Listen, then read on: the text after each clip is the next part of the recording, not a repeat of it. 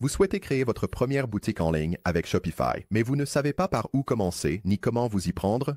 Alors, vous avez cliqué sur la bonne vidéo. Au cours des 10 prochaines minutes, je vais vous guider à travers toutes les étapes importantes afin que vous puissiez créer votre boutique Shopify à partir de zéro. Et la première étape consiste à s'inscrire sur Shopify. En haut de la description de cette vidéo, vous trouverez un lien spécial pour vous inscrire. Cela vous donnera un essai gratuit de 3 jours et 3 mois d'abonnement à Shopify pour seulement $1 par mois. N'oubliez pas d'utiliser ce lien pour économiser de l'argent. L'inscription est très facile. Suivez les instructions jusqu'à ce que vous arriviez sur votre tableau de bord Shopify. Ensuite, pour être sûr d'activer l'offre spéciale à $1 par mois, cliquons sur « Choisir un forfait ». Le forfait de base offre de nombreuses fonctionnalités pour la plupart des boutiques. Donc, je vais cliquer sur « Choisir le forfait de base ». Maintenant, il vous suffit de remplir vos informations de paiement et de cliquer sur « S'abonner » pour continuer. Très bien, maintenant que vous êtes abonné à Shopify, la première chose que nous allons faire est de choisir un thème pour votre boutique. Cliquez sur « Boutique en ligne ». Et vous verrez que, par défaut, le thème Dawn est déjà installé. Mais si vous souhaitez choisir un autre thème, il vous suffit de faire défiler jusqu'en bas et de cliquer sur « Visiter la boutique de thème ». Et une fois que vous y êtes, vous pouvez trouver de nombreux thèmes gratuits et payants parmi lesquels choisir. Pour ma boutique, je vais rester avec le thème Dawn qui est déjà installé pour nous. Maintenant, commençons à personnaliser votre boutique. Pour commencer, cliquez sur « Personnaliser » et cela vous mènera dans l'éditeur de la boutique. C'est l'interface principale que vous verrez lors de la personnalisation de n'importe quelle boutique Shopify, donc il est judicieux de prendre un peu de temps pour vous y familiariser. Ajoutons d'abord une belle image de bannière à notre page d'accueil. Cliquez sur « Bannière d'image » ici, sur le côté gauche. Maintenant, je vais simplement glisser-déposer mon image. Changeons également le texte du titre. Il suffit de cliquer sur le texte et de le modifier ici. Pour ajouter le logo de votre boutique, allons dans les paramètres du thème sur le côté gauche. Et sous « Logo », nous pouvons télécharger notre logo sur la boutique. Et une fois le téléchargement terminé, il sera affiché sur le côté gauche de l'entête de la boutique. Aussi, dans les sections couleurs et typographie, vous pouvez choisir vos propres couleurs de marque et police pour donner à votre boutique une belle apparence personnalisée.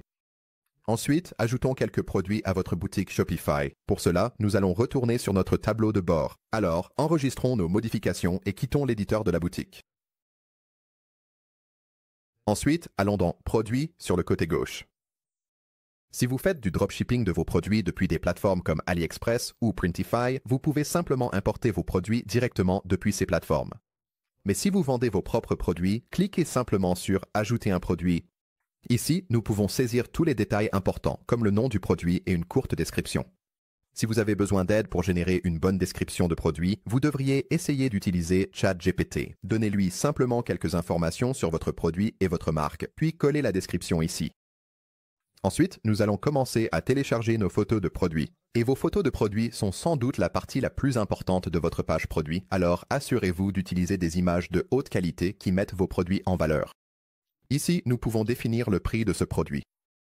Ensuite, si vous souhaitez utiliser Shopify pour suivre votre inventaire, assurez-vous d'indiquer les quantités que vous avez actuellement en stock. Si votre produit existe en plusieurs couleurs ou tailles, vous pouvez les configurer ici sous « Variantes ». Une fois que tout est rempli, cliquez sur « Enregistrer » pour ajouter ce produit à votre boutique. Vous pouvez maintenant simplement répéter ce processus pour le reste de vos produits. Comme vous pouvez le voir, hors caméra, j'ai déjà ajouté quelques autres produits à ma boutique. Pour garder tous vos produits bien organisés, créons quelques collections pour les regrouper. Sur le côté gauche, cliquez sur « Collection » pour configurer votre première collection. Comme je crée une boutique de vêtements, je vais créer une collection appelée « T-shirts ». Je vais définir le type de collection sur Manuel afin d'avoir le contrôle sur les produits ajoutés à la collection et nous allons également ajouter une image de collection. Ensuite, nous pouvons ajouter les produits concernés que nous souhaitons dans cette collection. Puisque je crée une collection de t-shirts, je vais rechercher le produit t-shirt que j'ai créé il y a un instant. Je vais le sélectionner puis cliquer sur « Ajouter ». Une fois que vous avez terminé d'ajouter des produits à la collection, cliquez sur « Enregistrer » pour finaliser le tout. Et comme précédemment, j'ai répété ce processus plusieurs fois hors caméra, donc j'ai maintenant quelques produits et collections différents à ajouter à ma boutique. Une fois cela fait, nous pouvons passer un peu plus de temps à personnaliser les pages de notre boutique. Pour revenir à l'éditeur de la boutique, cliquez sur Boutique en ligne, puis cliquez sur Personnaliser. Lorsque nous faisons défiler la page vers le bas, nous pouvons voir qu'une collection vedette est déjà configurée sur la page d'accueil. Supprimons-la en cliquant sur l'icône de la corbeille. Ensuite, cliquons sur Ajouter une section à gauche et choisissons la liste des collections. Ici, nous pouvons afficher les collections que nous venons de créer. Donc, pour ma boutique, je vais ajouter la collection T-shirt, la collection Sweats à capuche et la collection Pantalon. Ensuite, pour que les images de la collection s'affichent correctement, cliquons sur le bouton Retour.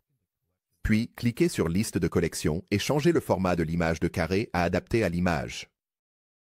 Pour ajouter plus de contenu à votre page d'accueil, il vous suffit de cliquer sur « Ajouter une section » et d'ajouter n'importe quelle section que vous souhaitez. Maintenant, si vous regardez en haut de la page, vous verrez le navigateur de votre boutique. Avec cela, vous pouvez passer aux autres pages de votre boutique, comme vos pages produits, et les personnaliser exactement de la même manière.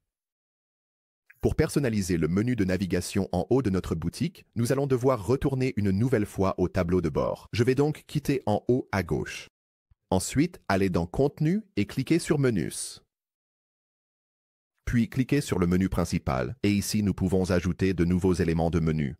Par exemple, nous pourrions ajouter une collection spécifique à notre menu principal. Et nous pouvons également créer des sous-menus.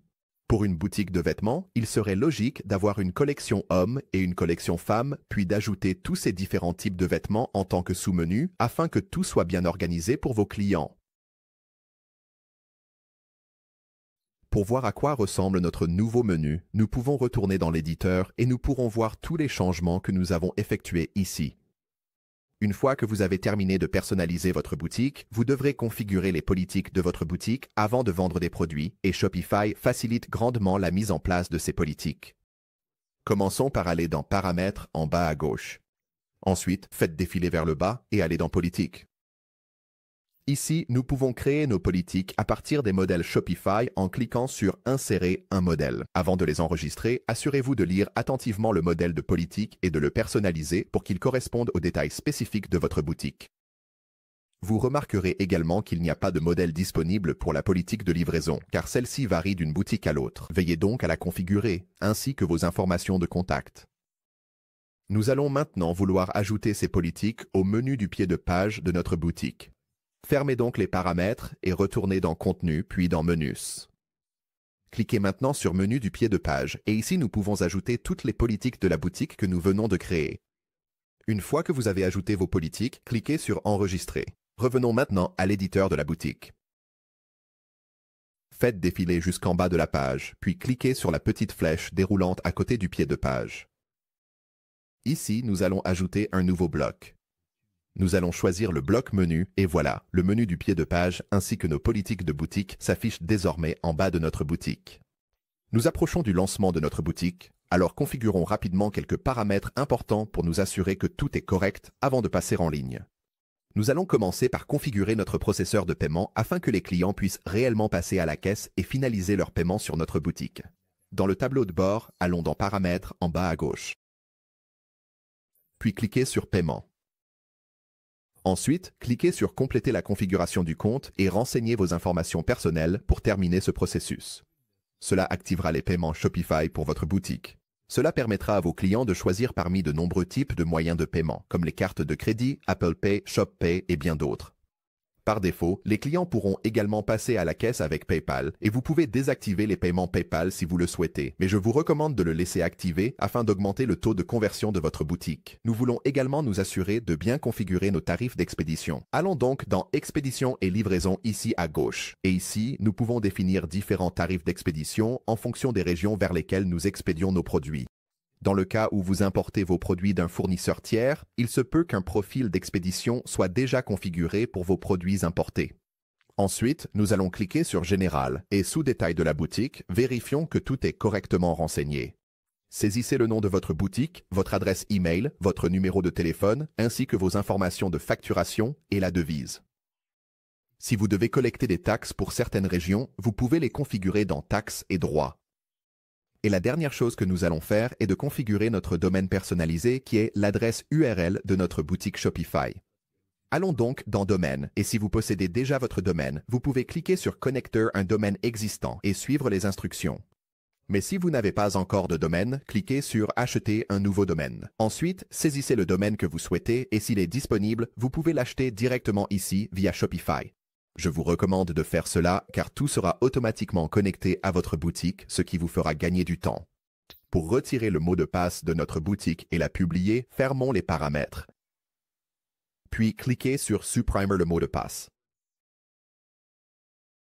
Et félicitations, vous avez officiellement créé votre propre boutique Shopify de A à Z et elle est maintenant en ligne et accessible à tous vos clients. J'espère que ce n'était pas aussi difficile que vous le pensiez. N'oubliez pas de réclamer votre période d'essai gratuite prolongée de Shopify en utilisant le lien en haut de la description de cette vidéo. Je vous souhaite beaucoup de succès avec votre boutique Shopify et je vous dis à bientôt dans la prochaine vidéo.